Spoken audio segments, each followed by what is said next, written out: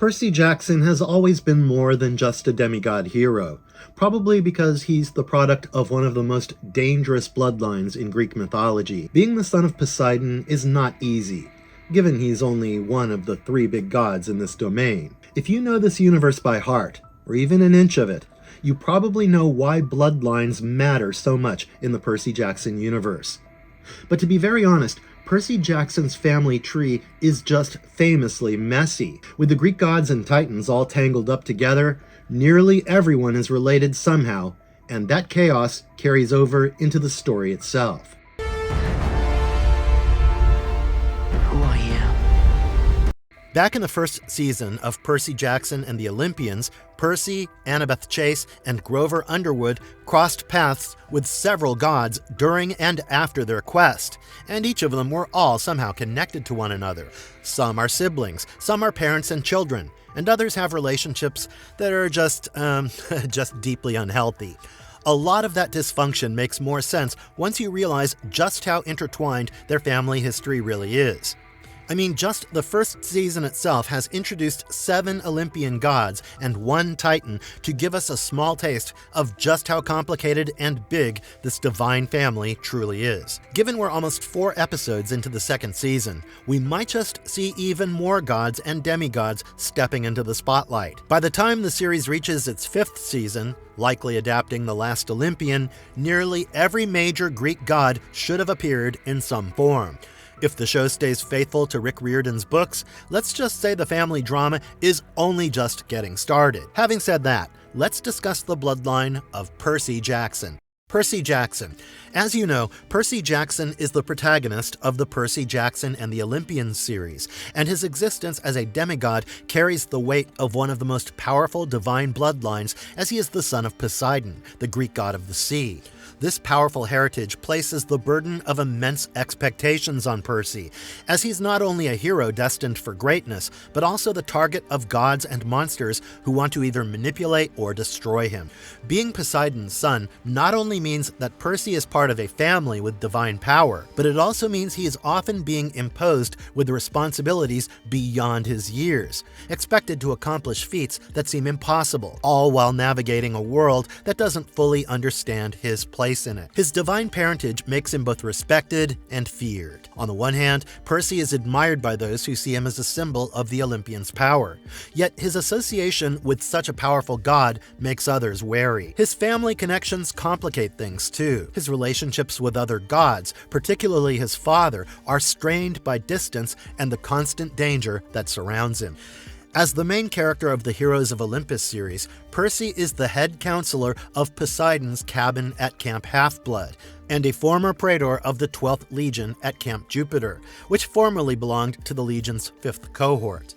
He was also the temporary host of the Egyptian goddess Nekhbet, and is currently the boyfriend of Annabeth Chase in the books. However, their relationship is not quite there yet in the series. Throughout the Disney Plus series and books, Percy's biggest struggle is finding balance between living a normal life and fulfilling a destiny written long before his birth. While he yearns for a simple life, free from constant battles with monsters, prophecies, and gods, Percy cannot escape the pull of his legacy. As he grows older, he faces challenges that test not only his strength but also his heart, forcing him to come to terms with who he is and what his role in the world truly means. Percy is a hero not only because of his power, but because he constantly chooses to fight for the people he loves, even when it's at great personal cost.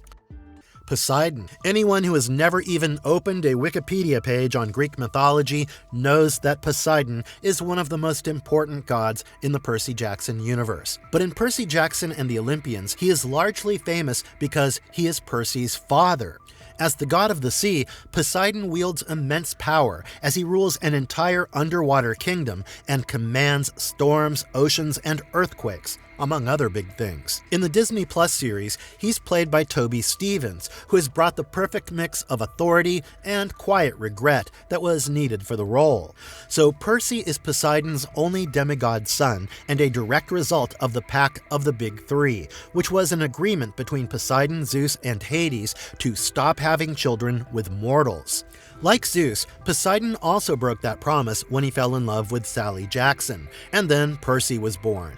That single act is what sets much of the series' conflict and drama in motion, by placing Percy at the center of divine politics and ancient grudges. But he also has other kids, including Tyson, who has been recently introduced in Season 2, and 3 children with the goddess Amphitrite, Triton, Cymopolea, and Rhodes. Moreover, Poseidon himself comes from a powerful and volatile lineage.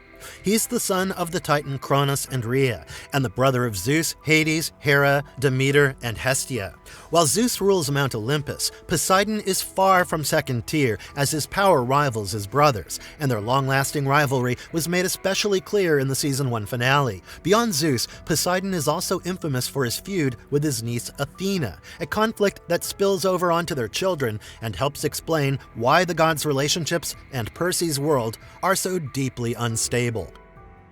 Sally Jackson. Played by Virginia Cull in the TV series, Sally is Percy's biological mother, who had the demigod after an affair with Poseidon. In the early books and the first 2 seasons on Disney+, she is married to Gabe Ugliano. Later in the Reardon series, she takes a second husband and has a daughter, who is Percy's half-sister. For those who don't know, many years ago, Sally Jackson met Poseidon and ended up conceiving a child whom she would name Perseus, although he prefers to go by Percy. Sally had to raise Percy all on her own, and knew very well that things would be coming for him. Despite loving her son, this always stressed her out, and at one point, she even thought of simply turning him over to Camp Half-Blood at a young age.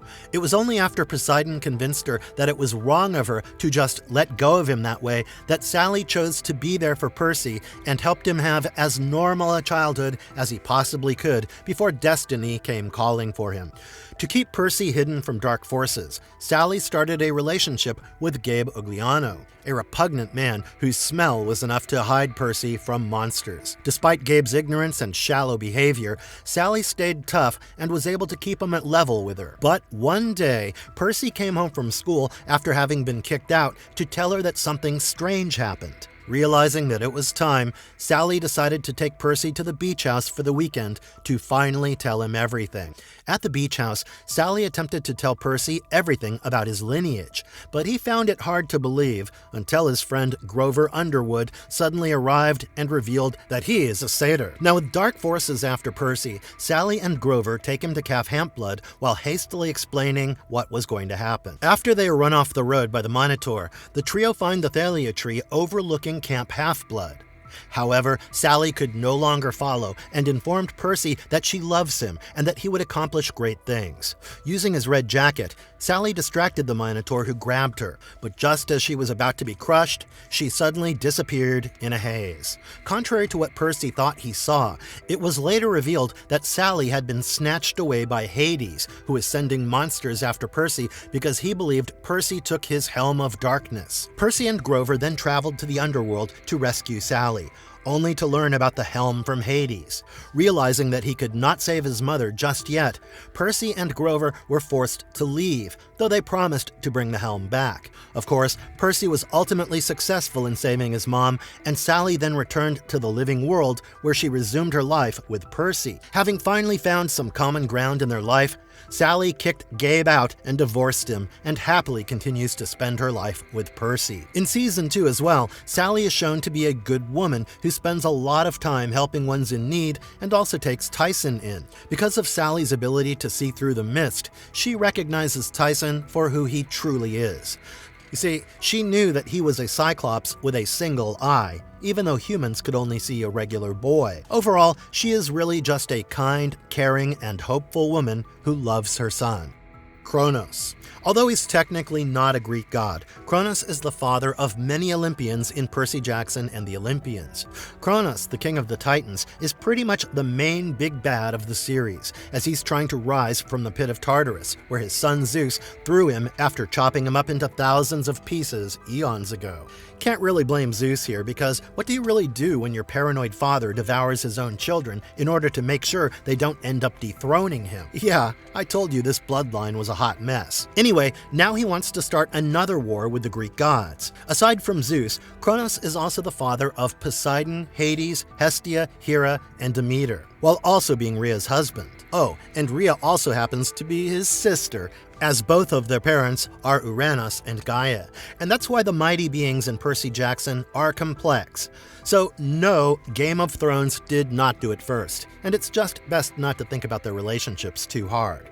Having said that, Kronos is your usual sinister, megalomaniacal being who has a strong hatred towards his own progeny. He's not just devious and clever, but also a master manipulator, despite being imprisoned. He just seems to take great joy in seeing people suffer and has a slight sense of humor, albeit it is dark and cynical. So far, Kronos has only appeared in dreams in a very simple form, resembling a ragged, emaciated man who carries a lantern with him. Moreover, Kronos, like the other gods, is immortal and most likely has enhanced powers. He's also shown with the ability to mentally communicate with people through dreams and in people's heads. Being the Lord of Time also implies he can control the flow of time itself.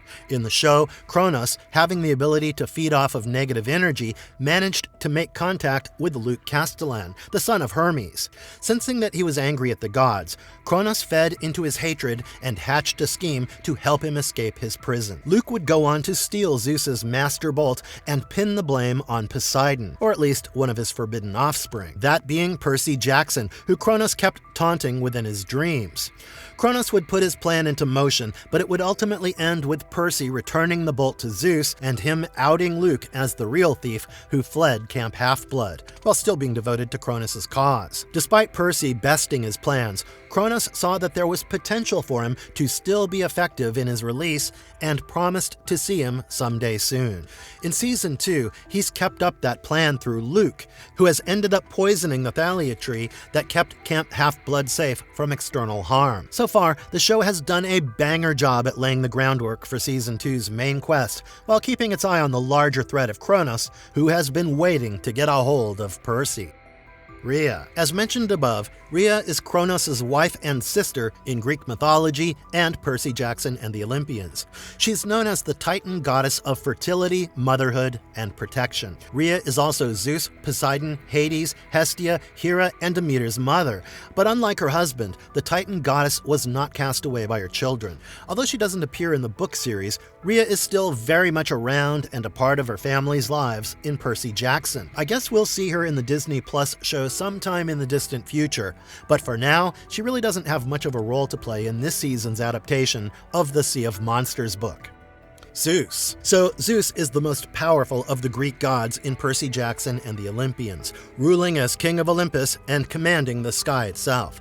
In the Disney Plus series, he was portrayed by Lance Reddick, whose performance captured Zeus's authority, pride, and simmering rage with finesse. But after his death, Courtney B took over the role. As the son of Kronos and Rhea, Zeus naturally comes from a lineage defined by power struggles, betrayal, and fear of being overthrown, something that deeply shapes how he rules with an iron fist. Anyway, Zeus's siblings include Poseidon, Hades, Hestia, Hera, and Demeter.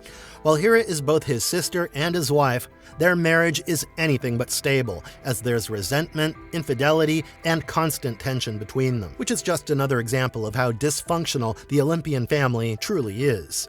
As a god, Zeus has many divine children, including Ares, Hephaestus, Athena, Apollo, Artemis, Hermes, and Dionysus. However, unlike the books, the show establishes that Zeus currently has no living demigod children because of the Pact of the Big Three.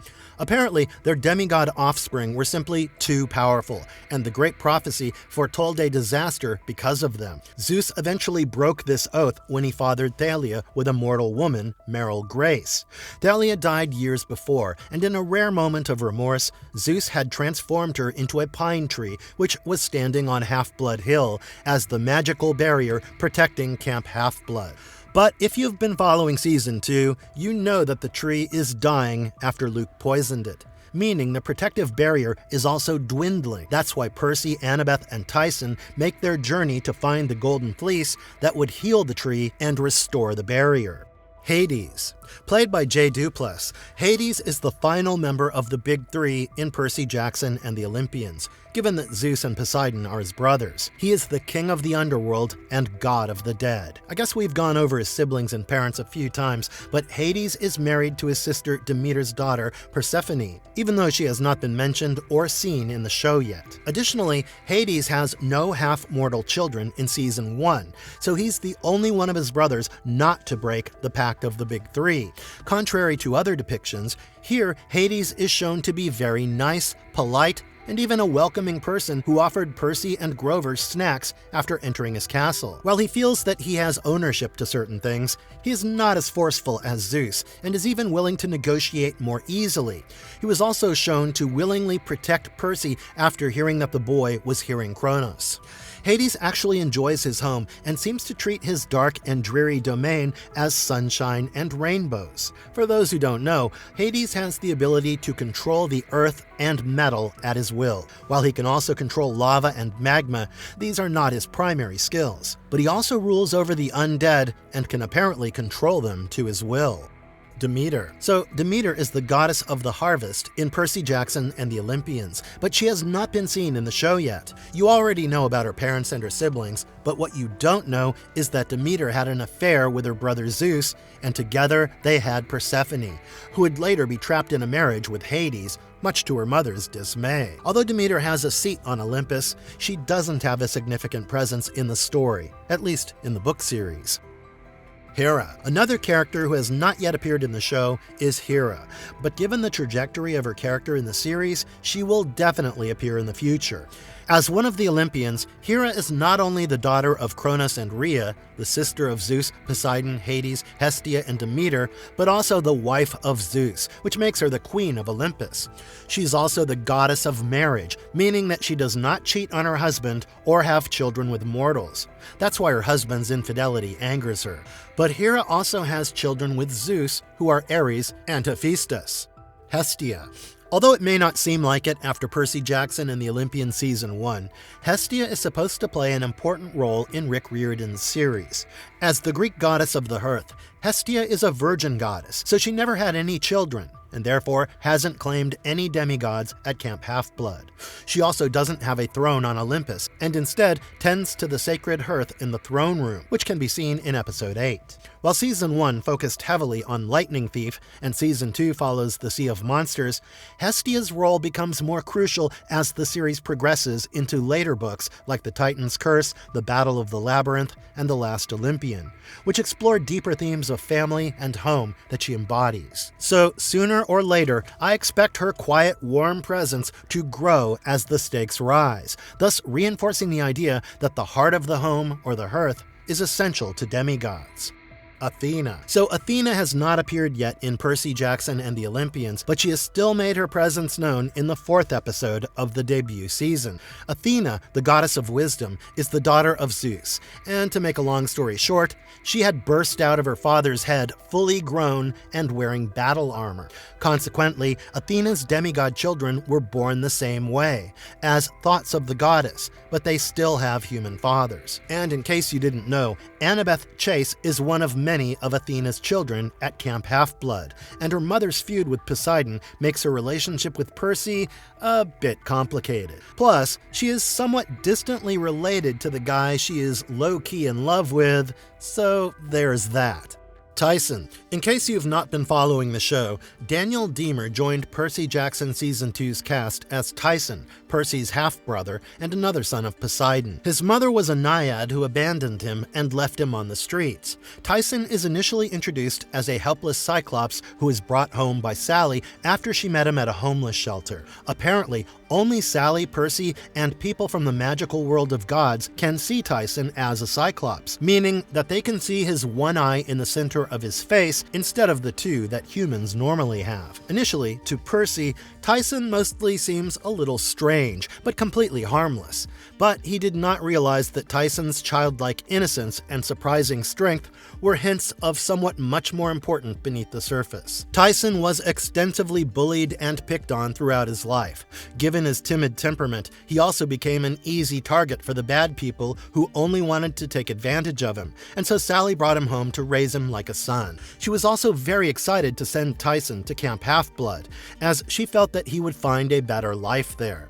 But Percy always felt that Tyson would not even be allowed inside the camp, since he was technically a monster, and no monster is ever allowed inside Camp Half-Blood. But in a desperate situation, when the cannibalistic giants were attacking the trio in Season 2, Annabeth used her position as a demigod to let him inside the camp.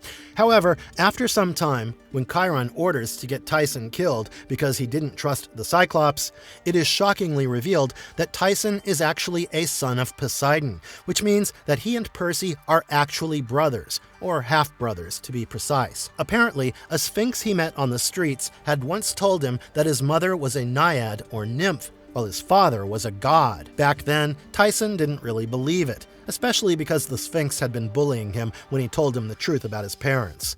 But, as it turns out, it was very much real, thus making his true origin story. Over the first 2 episodes, we see how Tyson gradually starts becoming useful to Percy, given that he's very good at repairing things and also has super hearing, which allows him to listen to things much more efficiently than other humans or demigods. But like all other demigods that we see in Percy Jackson and the Olympians, Tyson also wants to meet his father. But as Percy tells him, that would only be a possibility when Poseidon himself actually shows interest in meeting Tyson and acknowledging him as a son. Well, at least for now, Percy and Tyson start to bond like brothers, which means both of them are surely going to help each other a lot in the episodes to come. Nico Di Angelo. So even if he's not that famous, Nico Di Angelo is a significant character in the Percy Jackson universe. He is the son of Maria Di Angelo and Hades. Even though he's a major character across the books, Nico has not shown up in the Disney show yet. Even if I don't expect him to appear as a main character in Season 2, there should be at least a cameo because he has a huge arc coming in Season 3, which is set to adapt the Titan's Curse.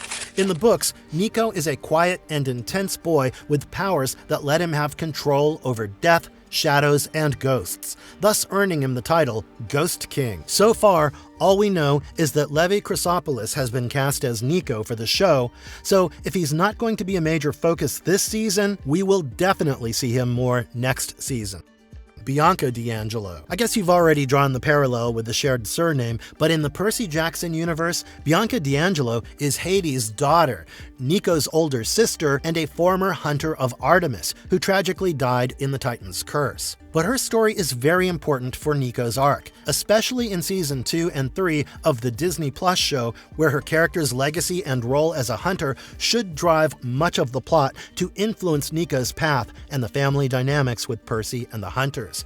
She is supposed to be played by Olive Abercrombie, and for those who don't know, in the books, she and Nico were raised in the 20th century. They were stuck in the Lotus Casino for decades before being found by Percy and his friends.